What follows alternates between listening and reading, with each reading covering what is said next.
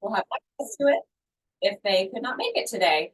So thanks for joining us. I am Kelly Weymouth. I am the literacy coach, intervention coordinator, English language development coordinator at Peak Prep. As if you have been here for any length of time, you know that Peak Prep staff wear a lot of hats. So we're going to dive right in. I'm going to kind of just go through a few things, and we'll have time for questions. It's such a small group. We can make this very informal.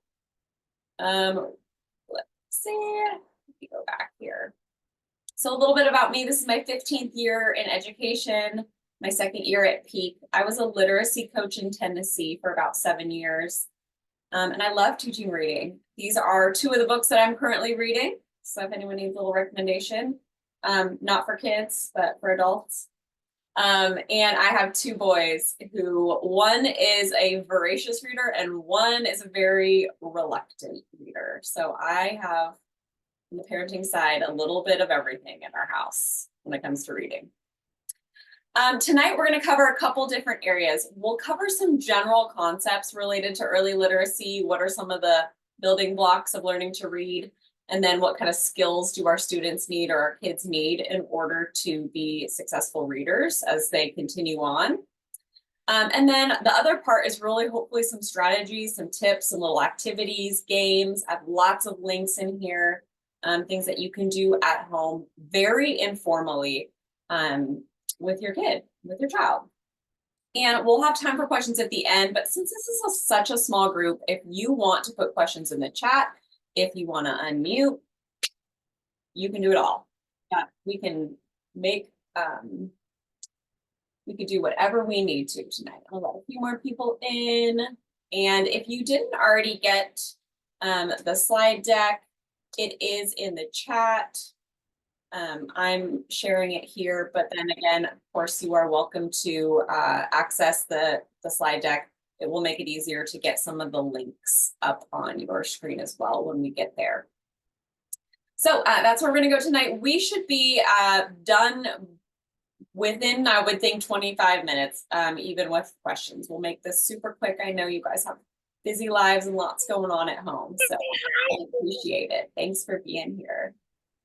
Okay, here we go.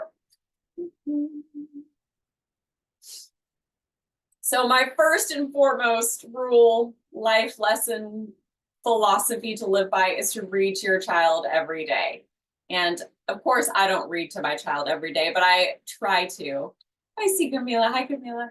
I really try to read every day. I know it can be a lot. The research shows that.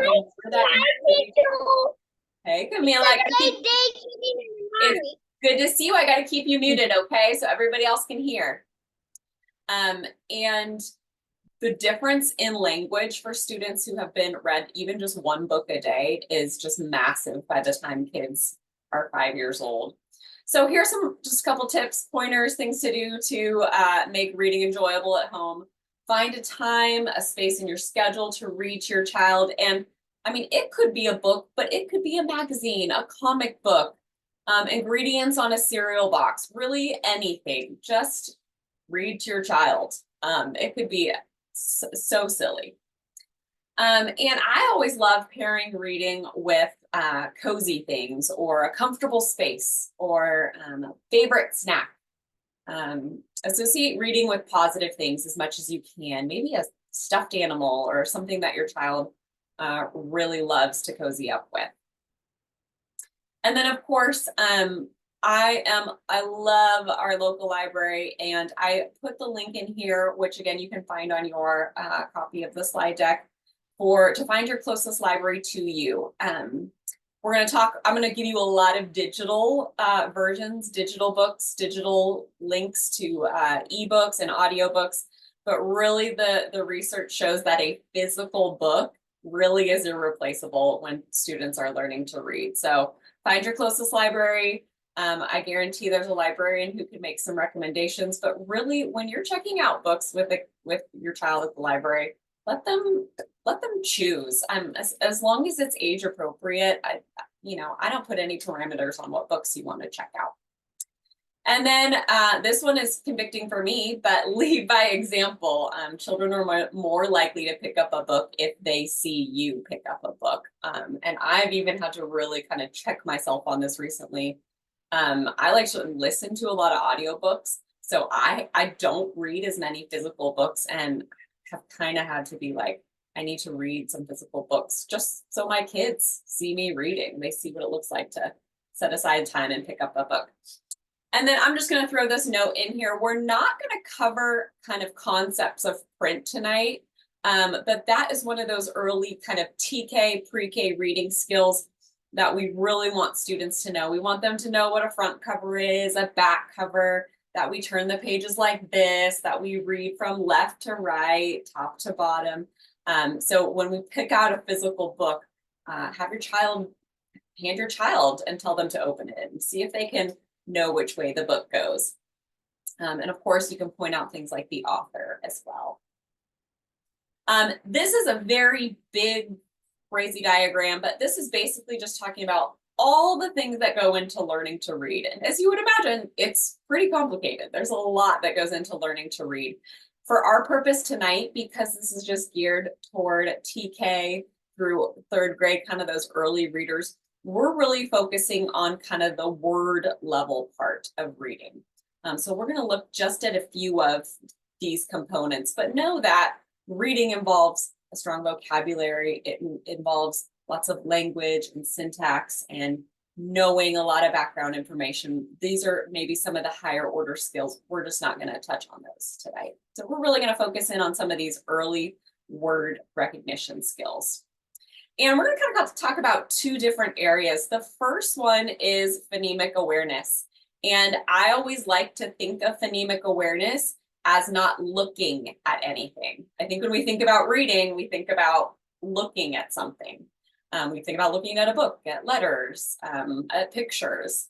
But really, phonemic awareness involves sounds. And we know that when we can identify sounds in a word without seeing anything that goes along with it, that's a good skill for our students. So phonemic awareness or phonological awareness is just the ability to hear those little speech sounds in a word, not even seeing them. I've included a video here. I'm not going to show you what that is or what the video is. It's just a much longer explanation of kind of this part of reading.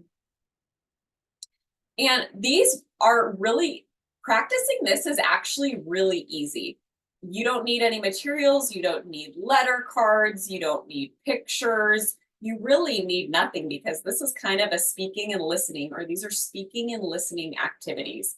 So I like to say phonemic awareness, you can do it anywhere, anytime. Road trip, driving down the road, at the grocery store. You can do these activities anywhere. And again, these are just a couple things that I'm going to, this is just scratching the surface of things that our students can work on at home. And one of those, I like to call this one odd word out, or which one doesn't belong. So rhyming, give students 3 words, 2 of which that rhyme, and see if they can figure out the word that doesn't belong. We want them to begin to hear similarities and differences in word. And rhyming, even though when we were growing up reading, that's all we did was rhyming, it's still a great skill. So an example, if you gave a student the word, or a child, man, can, book, can they see which one doesn't belong, which one doesn't rhyme? And also see if you can switch the order. Can you go man, book, can? See if they can hear the one that doesn't fit. And then odd word out in alliteration. So this one is kind of the same thing. Which one doesn't belong, except this time we're going to use the beginning sound. So maybe you go man, tree, monkey. And you're going to say, which one doesn't have the same beginning sound, or which one starts differently? And see if they can hear the word that has a different sound at the beginning. So again, all of these, there's nothing to look at. You're just giving some words and asking your child to say something back to you. Some of the other ones, especially with younger students, with kindergarten, TK students, I love challenging students to be able to count how many words are in a sentence. So again, nothing to look at, but give them a simple sentence. I like cats. And see if they can identify how many words are in that sentence simply by counting them on their fingers. Remember, we're trying to get students to see individual words, individual sounds that make up the words. So see if they can just count how many words are in a sentence. You can do longer sentences as they get older. And then syllables. Syllables is one that's a little trickier sometimes to teach, but we want students to hear word parts, and syllables is kind of another way, another part of a word. I know some people like to teach clapping syllables, or you could put your finger under your hand under your chin, and every time your chin drops, that's another syllable. I find that teaching the students kind of the humming method is the best. So if we want to know how many sounds are, or how many syllables are in the word apple, we're going to seal our lips and we're going to hum it. Mm-hmm. We're going to see how many little hums or mumbles did we hear. Mm-hmm. I heard 2, so the word apple has 2 syllables. So again, all of these can be done anywhere, anytime. You need no materials. Maybe the hardest part is thinking of 3 words. It's the hardest part for me anyway. And here is a full list of random things that you can do. There's some, most of these are online games. Again, I'm not going to open any of these or show you tonight. Some of them do show you the letters and some of them don't. They're purely listening activities. There's a video included here. And there's another resource from North Carolina for activities that parents can do, again, with no prep. A lot of them are at the grocery store or just as you're out and about in your daily life. So that's kind of that first piece of reading. We say it's really not even, doesn't have anything to do with letters. It's really just listening to different parts of words. Anybody have any questions so far? I know that was a lot, that was fast. Feel free to put them in the chat. We'll also have time at the end if you have any questions.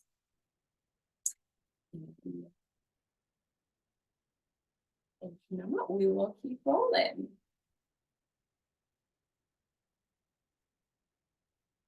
The kind of second piece we're going to talk about tonight is phonics. And you've probably heard that term before. Basically, for our definition, we're just going to say it's when you start to attach a letter or group of letters to those sounds. So now we are looking at something. We are using our eyes, not just our ears and our mouth when we're practicing for phonics, when we're practicing phonics. Again, there's a link here to a video that explains it a little bit more. I'm not going to play that tonight, but this is where we start needing to have a few more materials or things to do, something to look at, some print.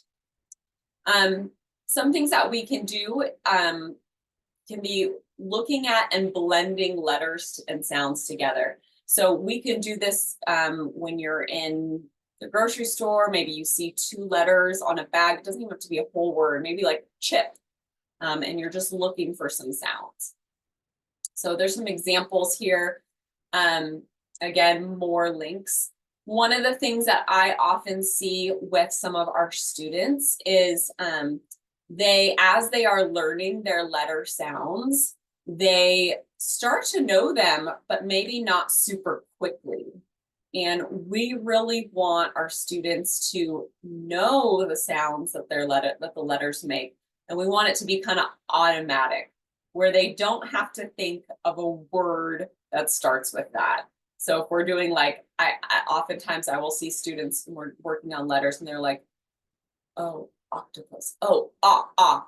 And so they're thinking about a word that starts with that. And that's a great strategy in kind of the early days, but we want them for it to be automatic, where if they see an O, ah, without really having to think much. I included a fun link here to some digital flashcards. I like this one because you can choose to work on just a subset of letters and not all of them at the same time. So if you really wanted to practice 5 at a time, you can kind of click and choose which ones you want to practice with your child. And then here's some other games. Actually, some of these really don't have a lot of prep involved. We are attaching a letter to it, but maybe there's not a lot to look at. So this one is called CVC Chop and Blend. And this is where we have students look at really small words, a word with a consonant, a vowel, and a consonant. We see if they can break that word apart and then blend them back together. So like top, can they hear each sound? T, ah. And then can they put it back together? Top. So that would be one where you would give them the whole word. Hey, I see this word top here. Can you tell me what sounds are in top? And then see if they can blend them back together. And then similarly, this one kind of just involves spelling, where you're asking them to say what letters they used. So you could say something like, in the word rip, what are the letters in the word rip? If you heard the sounds eh, but what are those letters? And see if they can say R, I, and P. And with this one, I always encourage families when they're starting out just to stick with maybe one vowel at a time. So do a bunch of words with "a" in it, like cap, hat, bag, and you're kind of not changing a lot on your child all at the same time. And then this is maybe my favorite one. I did this with my kids so many times in the grocery store or on a car trip, but this is a letter hunt, and you can do this a number of ways. You can go through the ABCs. You can tell your child, we're going to find every letter in the alphabet in order and just see if they can, in their environment, find an A, find a B, find a C, see how far they can get. Or you can kind of mix it up and say, hey, I see the letter that makes the sound and see if they can point to it. So you give them a sound that you see, and you see if they can find that letter wherever you are. I have so many memories of like standing in the grocery store checkout line with all the magazines and candy, and my kids asking for candy, and I'm just being like, no, we're gonna play a letter game instead. Sorry, kids. And then on this next slide, I have again some resources, some digital. One thing I did want to add, the quicker that your child can learn these sounds, the more successful they will be in reading. Again, that's that automatic piece. We don't want them to have to think about what sound that letter makes. We want it to just come so quickly to them. I also included a link here for the 44 different sounds. I do sometimes see some of our families struggle with the pronunciation of a few sounds. So I included a video here. This woman goes through all 44 sounds in the English language and how to pronounce them. Some of the ones I see the most are like, I hear you. A lot of families or students will say, instead of, we'll ask what sound the U makes, and they'll say you. And we're like, well, sometimes, but usually it's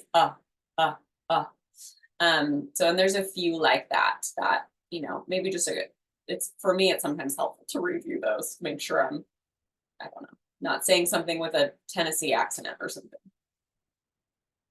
Okay, and here is a bunch of, again, games.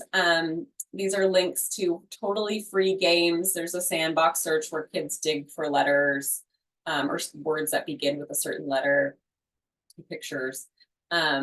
Word Machine, they look at a short word and then they can change either beginning or the ending sound. So that's a great one where they're only changing part of the word and they're seeing if they can read what the new word is. And there's another ABC song. There's a lot of kinetic when I work with students. We do a lot of movement with our letters. So this kind of gives an example of how you could teach your letter sounds with some sort of movement or motion, because we've learned that helps a lot of kids to learn letters when they associate it with a movement or emotion. And then just a plug, PBS makes a wonderful early literacy show.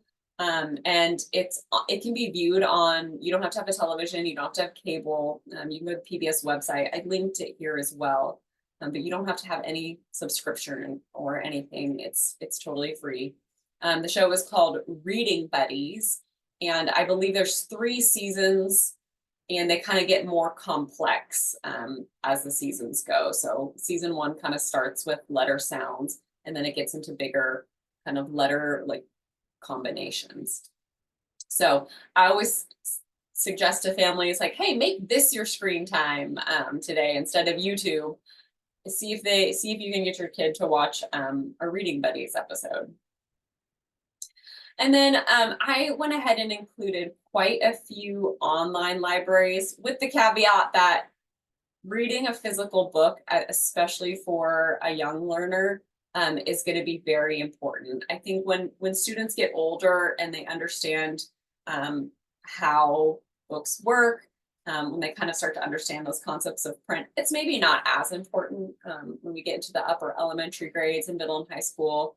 I think digital ebooks are fine, but when we're starting out, a physical book is super helpful. That being said, I did include a bunch of digital libraries, either ebooks, read alouds, audiobooks, or some combination of both. And these are all either free or what we offer through the school. So Epic is a great one. This one is usually linked through the homeroom teacher. So you'll want to reach out to your homeroom teacher, but the kids log in through their Clever account. I mean, thousands of books, and some of them are audiobooks. Some of them will move the little, they'll highlight the little word as it reads aloud to you. You can sort by age, topic. It's just wonderful. And then Storyline Online is just kind of fun. It's a fun read aloud. It's a bunch of SAG-AFTRA actors that are reading aloud books. So it's very animated. The dialogue is great. As you can imagine, a book being read aloud by an actor, a famous actor or actress would be. There's also some activity guides that are included or that they've made for parents that accompany those books. There's discussion questions, things you can do. I mean, or just listen to them. They're so fun. Flyleaf Publishing is great. There are some decodable books, and decodables are those kind of early reading books where our kids are just practicing maybe like the short A word. And so most of the words that they read in that short little book will have that sound. So there's a bunch of free decodable books on Flyleaf Publishing. It's awesome. And then maybe the biggest and best of all, through Stride, and Stride is what most of our students use as their core curriculum, at least in the virtual school. We have access to Big Universe, and it's an online library. Again, thousands and thousands of books, ebooks, any topic. You can sort by age, by, I don't know, everything, grade level, reading level, really anything. Any topic that your child is interested in, I would start there and just search for that word. And then I always kind of give a plug for audiobooks, especially if you have a student, a child that is maybe a reluctant reader. I think audiobooks are just wonderful kind of no pressure way for students to kind of develop a love of reading. It helps, it's great too for them to visualize a story. So an audiobook, if they're just listening, it's a great skill for students to be able to make that picture and movie in their mind. And when our students are just starting out, it's often helpful. I mean, the kinds of books that they can read on their own aren't always super engaging, wonderful books. So I always plug audiobooks as much as I can, because I think it really develops a love of reading. And again, Get Epic has a bunch of audiobooks. Let's see. Storyline Online is basically a read aloud. Big Universe has a bunch of audiobooks as well. And chances are your local library has some sort of audiobook as well. Ours has these little, they almost look like little, I don't know, audio players where you can plug in your headphones and listen to an audiobook, and check those out, just like you would a book from the library. So I always say, I always really enjoy, yeah, any of these. Epic is the one that's popular with a lot of our kids, because there's such a wide range of activities or book topics. And then just to wrap up before we move on, end our evening together, does anybody have any questions?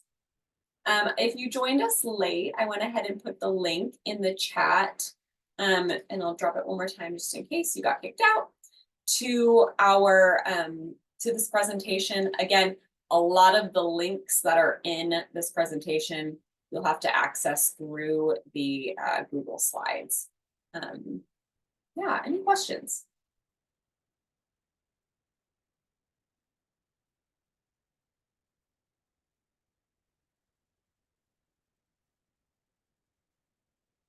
Feel free to drop them in the chat if you do, or you can simply unmute. As a teacher, I'm always working on my wait time. I'm always really just like, okay, I'm gonna let you have some think time. Great question about Epic. So we do have a collective Epic account. It would be rostered through your homeroom teacher. So you'll want to reach out to your child's homeroom teacher.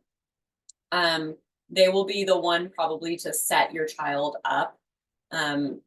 And I know if you're on the virtual school side, I think most of our virtual teachers use it pretty regularly.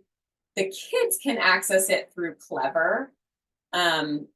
But again, it's usually best to be set up through the homeroom teacher. They can kind of get their name in there. A lot of times our homeroom teachers will suggest or even like assign books to the kids to read based on their interests.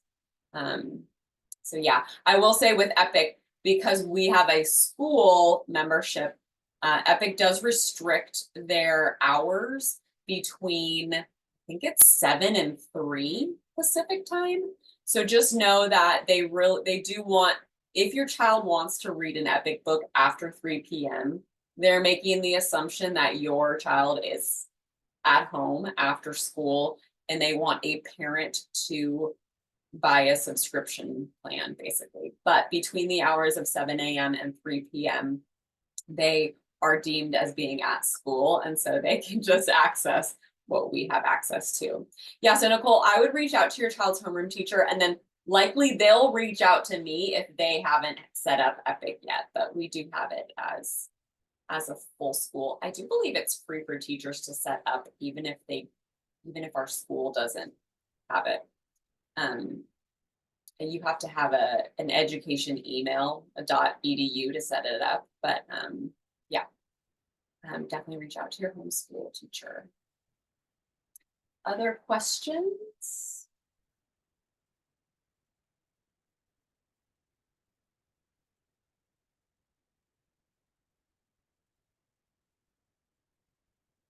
Feel free to drop them in the chat if you do. If you took away nothing from tonight, my only pleading case is just read to your child as much as you can, as often as you can. And feel free to reach out to your child's homeroom teacher. You can reach out to me. My contact information will be at the bottom here in just a minute. But thank you so much for being here, for being so involved and concerned and a part of your child's literacy development. Yeah, I am here to help. My email is here. My phone number is here if you have any other questions. I'm just so grateful that you took the time to join us tonight. Make sure you grabbed that link or the slideshow so that you have the access to all those links, those games, those resources in the future. I will stay around and hang out if anyone has any other comments or questions. Otherwise, thank you so much for joining us.